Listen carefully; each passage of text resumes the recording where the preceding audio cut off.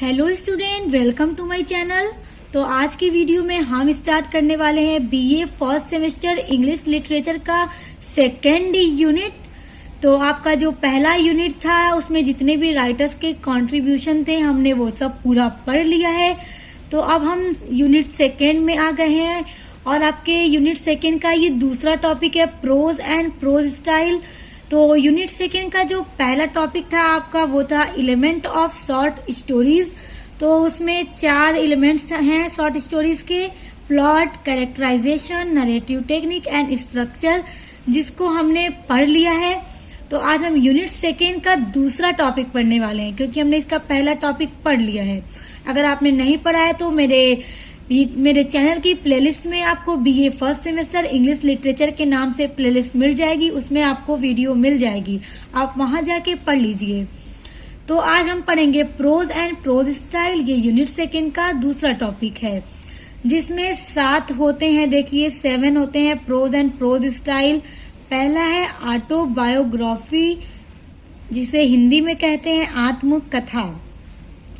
दूसरा है बायोग्राफी, जिसको हिंदी में जीवनी कथा कहते हैं। तीसरा है मेमोअर, जिसको स्मृति कहते हैं, यानी कि कोई भी यादें। चौथा है ट्रेवलॉग, यानी कि यात्रा का वर्णन, जिसमें राइटर किसी यात्रा का वर्णन करता है। पांचवा है पीरियोडिकल एस्से, एक निश्चित अवधि पर लिखा जाने वाला निबंध।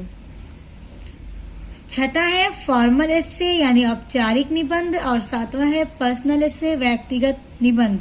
तो आपके प्रोज एंड प्रोज स्टाइल में कुछ ये 7 टॉपिक्स जो आप लोगों को पढ़ना है। तो चलिए सबसे पहले हम ऑटोबायोग्राफी से स्टार्ट करते हैं। Autobiography means self written life story. In autobiography writer writes about his own life. He writes about his success, failure, achievement and about so many things. तो ऑटोबायोग्राफी का मतलब होता है आत्मकथा, जिसमें राइटर्स खुद अपनी जीवनी को लिखता है, अपनी जिंदगी को खुद वो लिखता है अपने ही हाथों से। वो उसमें अपने जिंदगी के हर पल को लिखता है, अपने लाइफ के बारे में, अपने लाइफ की सक्सेस, फेल, अचीवमेंट, जो जिस चीज को वो पाना चाहता है, वो सक्सेस होना चाहता है, वो कब फेल हुआ, कब पास हुआ, अपने लाइफ से जुड़ी हर चीजों को वो अपनी ऑटोबायोग्राफी में लिखता है। तो उसी को हम इंग्लिश में ऑटोबायोग्राफी कहते हैं और हिंदी में आत्मकथा कहते हैं, जो खुद के द्वारा खुद की जिंदगी को लिखी जाए। दूसरा है बायोग्राफी, यानी कि जीवनी कथा। Biography is a story of a person's life written by someone else. तो अब बायोग्राफी में क्या होता है कि किसी भी एक इंसान की जिंदगी को, उसके जिंदगी के हर एक पल को, पूरी जिंदगी को कोई दूसरा आदमी लिख देता है। जैसे अगर आपने किसी भी आदमी की जिंदगी के बारे में पूरा लिख दिया, उसकी जिंदगी में कब क्या क्या हुआ, तो वो उसकी बायोग्राफी लिख दी आपने। और अगर आप अपनी ही जिंदगी के बारे में लिखेंगे तो वो ऑटोबायोग्राफी हो जाएगी। ऑटोबायोग्राफी का मतलब कि अपनी जिंदगी को खुद अपने हाथों से लिखना। बायोग्राफी का मतलब दूसरों की लाइफ को आप लिखें, तो वही होता है biography. Biography is a story of a person, यानी कि बायोग्राफी एक आदमी की स्टोरी को someone else written by someone else, यानी किसी दूसरे पर्सन के द्वारा किसी दूसरे आदमी की स्टोरी को लिखना बायोग्राफी कहा जाता है। तीसरा है मेमोअर। A memoir is a record of important event based on the writer's personal observation or knowledge. तो मेमोअर में राइटर लिखता है या लिखती है किसी भी एक इम्पॉर्टेंट इवेंट मतलब होता है घटना। वो किसी भी घटना पर आधारित एक स्मृति लिखती है, यादों को लिखती है। और इसमें जैसे मान लीजिए राइटर कहीं गया, उसको वो जगह बहुत अच्छी लगी, उसमें मतलब हर एक चीज को अपने मेमोअर में लिख दे कि मैं वहां गई या वहां गया, मुझे वो जगह अच्छी लगी, अपनी अकॉर्डिंग लिखती है उसमें, या लिखता है किसी भी इम्पोर्टेंट इवेंट्स को, घटना को वो लिखता है। और ये जो मेमोअर होता है राइटर्स की फीलिंग और इमोशन पर बेस्ड होता है। चौथा है ट्रेवलॉग, यानी कि किसी भी यात्रा का वर्णन करना।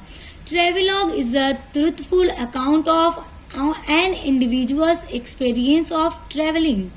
तो अब ट्रेवलॉग में जो राइटर्स है वो कहीं समझ लीजिए घूमने गया, या मतलब अगर लेडीज है तो घूमने गई और उसके उस जगह के बारे में सब कुछ लिख देना, यानी कि अपनी पूरी यात्रा का वर्णन करना अपने खुद के एक्सपीरियंस पे, वहाँ के लोगों का रहन सहन, खाना पीना, पहनना, वहाँ की भाषा जो है, लैंग्वेज, हर एक चीज को वो राइटर्स अपने एक्सपीरियंस के अकॉर्डिंग लिखता है। वहाँ की क्या कस्टम एंड ट्रेडिशन है, सब कुछ वो लिखता है, यात्रा का वर्णन करता है, जिस भी जगह को उसने विजिट किया है, जिस भी जगह की उसने यात्रा की है। तो उस एक ट्रेवलॉग में मतलब राइटर्स एक यात्रा का वर्णन करता है।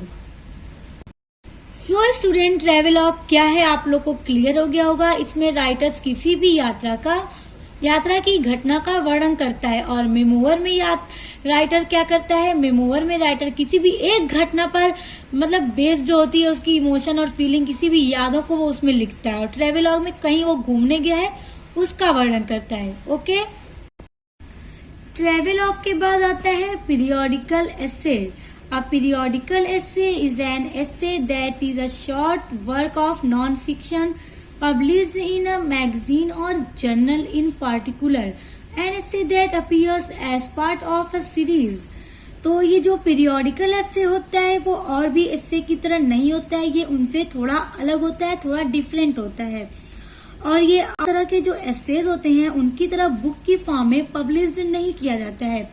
एक पीरियोडिकल एसे को हमेशा मैगजीन में या किसी जर्नल में एक फिक्स्ड टाइम पर पब्लिश्ड किया जाता है। इसीलिए हिंदी में पीरियोडिकल एसे को एक निश्चित अवधि पर लिखा जाने वाला एसे बोलते हैं, क्योंकि ये किसी भी बुक में पब्लिश्ड नहीं होता है।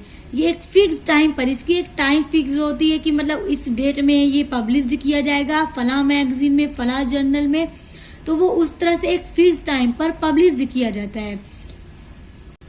और पीरियोडिकल एसे को इंग्लैंड में 18th सेंचुरी में डेवलप किया गया था। अब है आपका formal essay. Formal essay were introduce in England by Francis Bacon. Formal essay को इंग्लैंड में फ्रांसिस बैकन के द्वारा इंट्रोड्यूस किया गया था। हर the style is Holi serious. एक फॉर्मल एसे की जो स्टाइल होती है वो पूरी तरह से सीरियस होती है, गंभीर होती है। It is based on reality. Formal essay एक रियलिटी पर बेस्ड होता है, आधारित होता है। A formal essay is a impersonal composition in prose. एक फॉर्मल एसे का है प्रोज में इम्पर्सनल कंपोजिशन है। In purpose, its purpose is generally to inform. इसका पर्पज यानी इसका जो मेन उद्देश्य है जनरली यानी सामान्य तौर पे किसी भी चीज की इंफॉर्मेशन देना है। In formal essay, formal essay में all rules of grammar and punctuation are observe. देखिए, एक फॉर्मल एसे को जब भी लिखा जाता है तो उसमें जो राइटर्स होते हैं, जो लिखते हैं, ग्रामर के रूल को बहुत अच्छी से फॉलो करते हैं। इसमें ग्रामर का रूल एकदम सही होना चाहिए। Also use strong vocabulary and standard language. और देखिए, मैंने अभी बताया आपको कि एक फॉर्मल एसे को लिखने के लिए ग्रामर के जो रूल होते हैं वो पूरे सही होने चाहिए।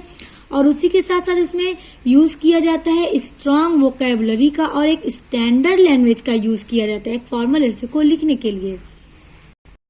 यहाँ पे आप लोग देखिए the structure of a formal essay, कि मतलब एक फॉर्मल एसे की बनावट कैसी होती है, स्ट्रक्चर कैसा होता है। तो सबसे पहले होता है इंट्रोडक्शन। तो जब भी किसी फॉर्मल एसे को लिखते हैं तो सबसे पहले ऊपर उसका इंट्रोडक्शन होता है, परिचय होता है। उसके बाद द मेन बॉडी, उसके बाद इंट्रोडक्शन के बाद होता है मेन बॉडी क्या है। उसके बाद लास्ट में आता है कंक्लूजन, उसके बाद उसमें उसका निष्कर्ष लिखा होता है। तो आई होप कि फॉर्मल एसे क्या है आपको बहुत अच्छे से समझ में आ गया होगा। तो आगे बढ़ते हैं। अब आपका लास्ट टॉपिक है personal essay. A personal essay is a piece of writing that serve to describe an important lesson gathered from a writer's life experience. तो पर्सनल एसे में क्या लिखा होता है, देखिए, एक राइटर के लाइफ का, पूरे लाइफ का एक्सपीरियंस लिखा जाता है। राइटर इसमें लिखता है एक अपने ही लाइफ का पूरा एक्सपीरियंस लिखता है। उसमें अपना जो मतलब अपने लाइफ से जुड़ी चीजों को लिखता है, वो हो जाता है पर्सनल एसे। आप लोग ये पढ़े भी होंगे, पर्सनल फॉर्मल में क्या होता है अभी मैंने आपको बताया, और पर्सनल में मतलब अभी आप कोई भी चीज खुद से ऐसे यूज करें तो आप उसको क्या बोलते हैं, ये मेरा पर्सनल है। तो उसी तरह राइटर आप पर्सनल ऐसे में अपने पर्सनल लाइफ से जुड़ी चीजों को लिखता है। The subject can be of personal इससे अबाउट एनीथिंग, सो सब्जेक्ट्स में बी बेस्ड ऑन। तो अब यहाँ पे देखिए कि पर्सनल एसे में कौन कौन से सब्जेक्ट होते हैं। तो पहला है प्रेजेंट एक्सपीरियंस, दूसरा है इंसिडेंट यानी किसी भी घटना के बारे में इसमें राइटर लिखता है। तीसरा है एनेक्डोट्स, किसी भी चीज की उपाख्यान करता है। चौथा है टॉपिक, किसी भी टॉपिक पर राइटर ऐसे लिखता है। पांचवा है इशू, किसी भी मुद्दे पे राइटर लिखता है। मेमोरी, किसी भी याद पे राइटर लिखता है। तो ये सब उसके पर्सनल एस्से में आता है। तो आई होप कि आपको ये भी समझ में आ गया होगा कि पर्सनल एस्से क्या है और पर्सनल एस्से में क्या क्या चीजें कौन कौन से सब्जेक्ट बेस्ड होते हैं। तो ये सारे सब्जेक्ट हैं, आप लोग इसको देख लीजिए, नोट डाउन कर लीजिए, लर्न कर लीजिएगा। तो स्टूडेंट, आज के लेक्चर में हमने यूनिट 2 का जो लास्ट टॉपिक था प्रोज एंड प्रोज स्टाइल, हमने ये भी कंप्लीट कर लिया। तो आपकी 2 यूनिट तो पूरी कंप्लीट हो गई, यूनिट 1 एंड यूनिट 2। अब नेक्स्ट वीडियो में हम स्टार्ट करेंगे यूनिट 3 आपका। तो पूरी वीडियोस को आप एक सीक्वेंस में होकर पढ़िएगा तो आप बहुत ही इजीली पूरा सिलेबस बहुत आसानी से बहुत जल्दी कंप्लीट कर लेंगे। तो अब मिलते हैं नेक्स्ट वीडियो के साथ।